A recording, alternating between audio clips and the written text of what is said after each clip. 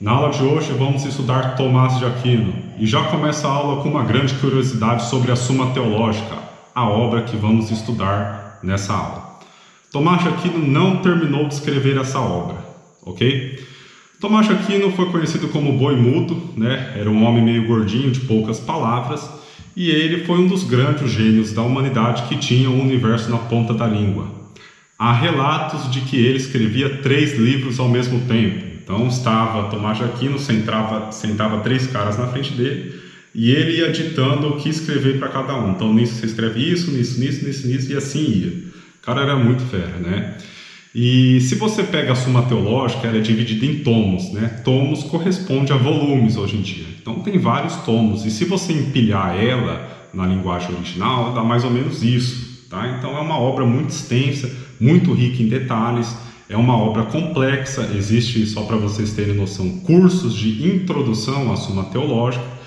E assim, Tomás de Aquino não terminou de escrever e questionaram ele, né, porque ele não teria terminado. Segundo ele teve um dia uma visão de Deus, tá? E ele falou com as seguintes palavras, depois desse episódio. Tudo que eu escrevi até então não passa de uma palha perto do que eu vi, certo? Bonito, né, galera? Então, começamos com a aula. A filosofia na Idade Média foi dividida na patrística, com o principal expoente Agostinho de Hipona, e na escolástica, com o principal expoente Tomás de Aquino. Ambas derivadas da dualidade da Antiguidade Clássica, Platão e Aristóteles, respectivamente, tá? Escolástica, então, com Tomás de Aquino, vamos começar com a origem do conhecimento. Para ele, o conhecimento tem origens no sentido e posteriormente na razão. Aí já deu para perceber a forte influência da teoria do conhecimento de Aristóteles, né? E sobre a fé e a razão, que era uma questão muito debatida na época. Agostinho, como a gente viu na aula passada, colocava a fé acima da razão. Tomás de Aquino vai pegar e falar, razão e fé são complementares, porém a razão ela está acima da fé. Quanto mais razão, mais fé. Por quê? Porque ao usar a razão para compreender o mundo, percebemos os vestígios da criação.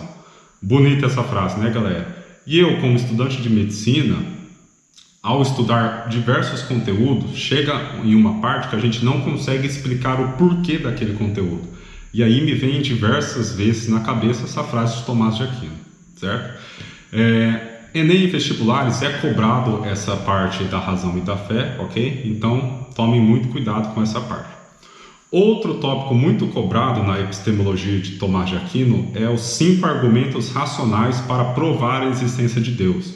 Também tem forte influência de Aristóteles, que desses 5, 3 tem como bases a filosofia aristotélica, ok? Então vamos começar.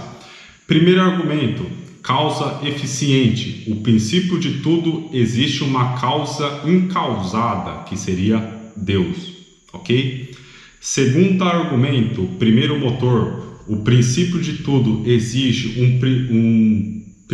um motor imóvel, eterno e imutável, ou seja, não foi e não será, somente é. Só existe uma coisa no universo capaz de se encaixar nesses requisitos, que seria Deus, beleza?